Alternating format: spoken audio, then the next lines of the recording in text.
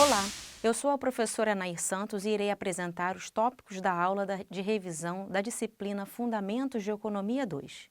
Vamos agora conhecer os tópicos. Categoria 3, Mercado Externo. Tópico 3.1, Contas corrente de capital. As contas nacionais registram as operações de compra e venda de ativos entre economias e são retratadas no balanço de pagamentos. Se resumem basicamente na conta corrente de capital. O saldo de erros e omissões é referente a ajustes, pois nem todos os dados são coletados com exatidão. A conta corrente é formada pela balança comercial, lançamentos de serviços, a renda primária e as transferências unilaterais, ou seja, a renda secundária. Se as importações são maiores que as exportações, há um déficit na balança comercial. Se oposto, superávit. Com preços internos aumentando e a demanda interna também aumentando, as importações são favorecidas. Quando os preços dos bens externos aumentam, os produtos nacionais tornam-se mais competitivos, pois estes ficam mais baratos, o que incentiva as exportações. Quando a renda externa aumenta, a demanda por consumo também aumenta, favorecendo as exportações. Quando a taxa de câmbio aumenta, ou seja, quando são necessárias mais unidades de moeda nacional para adquirir uma unidade de moeda estrangeira, os preços relativos dos bens internos reduzem, de maneira que os bens internos tornam-se mais competitivos e as exportações são favorecidas. Já sobre os lançamentos de serviços, temos os serviços de fatores, ligados à geração de bens e serviços e de não fatores, referentes a fretes, seguros, despesas com viagens e turismo, etc. A conta capital é formada pelos registros de investimentos diretos, das movimentações de recursos através de empréstimos, de suas amortizações e outros capitais, que são operações que não se encaixam em nenhuma outra variável da conta corrente ou de capital. Tópico 3.2, Balanço de pagamentos. O balanço de pagamentos indica que uma economia é aberta, ou seja, mantém relações com outras economias através dos fluxos de comércio de capitais. Eventuais déficits nos saldos das contas do balanço devem ser financiados por superávites na outra conta, a fim de que haja equilíbrio. Na prática, não há economia com mobilidade de capital nula. Mesmo os países mais reclusos possuem relações com algumas economias. Em economia de livre mobilidade de capitais, eles transitam conforme a taxa de juros praticada. Se a taxa for menor que a média geral, haverá fuga maciça de capitais. Do contrário, ingressos maciços. A situação intermediária é de mobilidade imperfeita de capitais. Renda e taxa de juros são determinantes para o saldo no balanço de pagamentos e a geração de equilíbrio no setor externo da economia. A curva BP possui inclinação positiva e os pontos à sua esquerda sinalizam o superávit. Os pontos à direita, déficit. Tópico 3.3, Equilíbrio doméstico e externo. O modelo ISLM-BP reflete o equilíbrio nos mercados interno e externo. A curva IS demonstra a condição de equilíbrio no mercado de bens e serviços. A curva LM no mercado monetário e correlaciona oferta e demanda por moeda. Por fim, a curva BP demonstra as condições de equilíbrio no mercado externo. O balanço de pagamentos é composto da soma entre as transações correntes e o movimento de capitais. Quando o balanço de pagamentos está em equilíbrio, a soma das transações correntes e do movimento de capitais é igual a zero. Se uma dessas contas estiver com resultado negativo, em déficit, ela deverá ser complementada por um saldo positivo, superávit na outra conta. Os agentes de economias abertas devem optar, em seu cotidiano, por adquirir produtos nacionais ou importados, sendo estes cotados em termos de moeda estrangeira. A relação entre os preços das moedas estrangeiras em relação à moeda nacional é denominada taxa de câmbio. O mercado cambial é extremamente dinâmico e volátil. As taxas de câmbio entre moedas são atualizadas a cada minuto do dia. Essas taxas definem os fluxos de bens e de capitais. Quando o valor da moeda estrangeira aumenta em função, por exemplo, do aumento da demanda por moeda estrangeira por indivíduos que desejam viajar para o exterior, dizemos que a moeda nacional sofreu uma depreciação em relação à moeda estrangeira. Quando ocorre o fenômeno contrário, se muitos turistas vierem ao Brasil e demandarem reais, a moeda nacional passa por apreciação. A autoridade responsável por políticas cambiais é o Banco Central.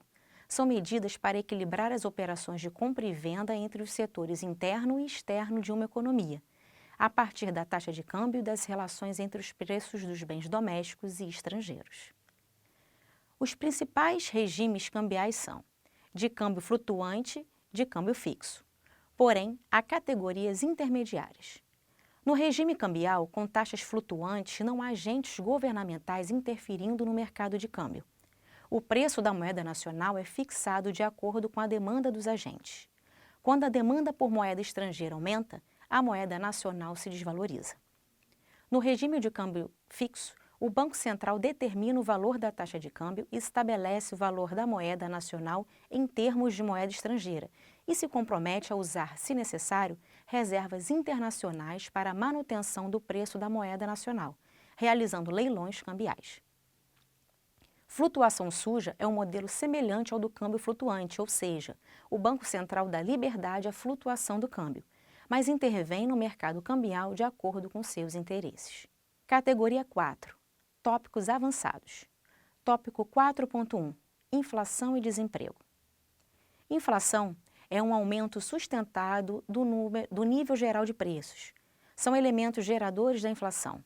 A demanda, pois o seu excesso pode contribuir para a fixação de preços mais altos, os custos, uma vez que os insumos da produção têm seus preços aumentados, e a inflação estrutural, quando ocorre a má alocação de recursos e outras deficiências distributivas em uma economia. A deflação acontece quando os preços dos bens diminuem. O nível geral de preços é a média de preços dos bens produzidos, considerando o volume de produção. O índice de preços ao consumidor demonstra o preço médio e a variação dos bens consumidos, com o país utilizando diferentes indicadores para o cálculo das mudanças de preços. No Brasil, são calculados pelo IBGE, FGV e FIPE. As políticas expansionistas causam efeitos positivos, como o crescimento econômico e a geração de empregos, e negativos, como o déficit no balanço de pagamentos, pela alta das importações. Já as políticas contracionistas apresentam como efeito negativo a redução do crescimento econômico e do volume de empregos. O mercado de trabalho, como qualquer outro tipo de mercado, possui sua oferta e demanda. Há o desemprego voluntário gerado por pessoas que não têm necessidade de trabalhar, não demandam emprego ou simplesmente se recusam a fazê-lo por alguma razão pessoal. Considerando o mercado, temos a classificação de desemprego como conjuntural e estrutural. O desemprego conjuntural é o grupo de trabalhadores desempregados em função de características do mercado e da economia, que podem, de alguma forma, ser revertidas, como, por exemplo, o baixo crescimento econômico ou a falta de oferta de qualificação profissional dos trabalhadores. O desemprego estrutural diz respeito às mudanças potencialmente irreversíveis do mercado da economia, como a robotização. A existência de desemprego involuntário é uma condição prejudicial à economia e à sociedade. São suas características. O indivíduo estar apto a trabalhar, deseja trabalhar pelo salário oferecido para sua função, de acordo com sua formação e não encontrar trabalho. A curva de Phillips explica a relação entre desemprego e inflação. A inflação afeta o poder de compra dos agentes. Quando o preço dos bens aumenta, mas a renda não sofre aumento na mesma proporção, não será possível garantir o mesmo consumo de determinados produtos pelos agentes. Se a taxa de desemprego estiver baixa, a tendência é que a inflação suba. A renda em circulação favorece o consumo e o aumento na demanda gera aumento do nível de preços. Está explicada a relação inversa da curva de Phillips. Há fatores capazes de atenuar a relação da curva de Phillips, como a possibilidade dos consumidores acessarem mercado de crédito, permitindo a manutenção do consumo no curto prazo, assim como existir inflação descontrolada, que geram dissociação entre as variáveis estudadas. Tópico 4.2. Desenvolvimento econômico. Conta com variáveis de diferentes naturezas, como econômica e social, condicionado por medidas mais amplas de distribuição de riqueza. Seja na condição de Estado mínimo ou no papel do promotor de investimentos, o Estado é sempre um dos atores mais importantes deste debate, sendo o principal objetivo das políticas econômicas. Um dos indicadores mais considerados para avaliar o nível de desenvolvimento social é o Índice de Desenvolvimento Humano, o IDH. Sendo analisados expectativa de vida ao nascer, educação e índice de renda. É uma média ponderada dessas três variáveis e tem valores distribuídos entre 0 e 1. Quanto mais próximo de 1, maior é o desenvolvimento humano de uma nação. Os países com maior IDH são aqueles que investem de forma maciça em estruturas de proteção social. Tópico 4.3. Escolas do pensamento econômico. Para o pensamento econômico clássico, o Estado deve ser mínimo, sob pena de distorcer o equilíbrio ao acumular riqueza pela tributação, ou ao regular o mercado por meio de leis e normas.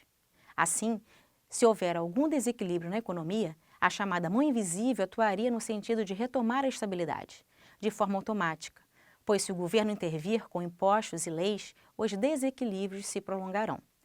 Dessa forma, a atuação do Estado na economia orienta-se para ser limitada, reservando-se a oferecer a base legal necessária à estabilidade nas transações e contratos econômicos. Segundo Keynes, o pleno emprego não é possível de ser alcançado sem o Estado, sobretudo em períodos de recessão, quando os agentes privados deixam de contratar mão de obra. Sendo assim, o Estado deve induzir investimentos e gastos que irão aumentar a renda dos agentes e o consumo de bens, incentivando a retomada do pleno emprego. Tenha em mente que o pensamento clássico e o pensamento keynesiano têm visões bastante distintas com relação ao papel do Estado na geração da economia e no enfrentamento de crises econômicas. No Brasil, os defensores da liberalização econômica, com redução da ação estatal e incentivo às privatizações dos empreendimentos públicos, contrapõem-se aos economistas desenvolvimentistas, que defendem a atuação do Estado como indutor de investimentos e facilitador de créditos para classes de menor renda, incentivando o consumo e o crescimento econômico. Bom, espero que tenham gostado da nossa revisão. Não se esqueça de estudar com os materiais disponíveis no AVA. Bons estudos e uma boa prova. Muito obrigado!